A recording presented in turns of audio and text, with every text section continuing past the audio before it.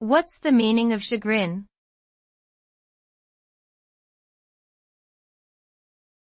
Chagrin.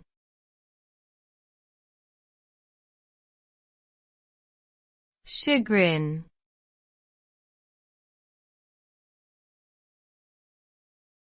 Chagrin.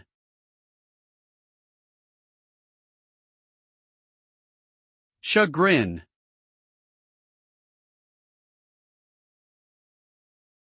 Chagrin is a feeling of disappointment or humiliation caused by a failure or disappointment.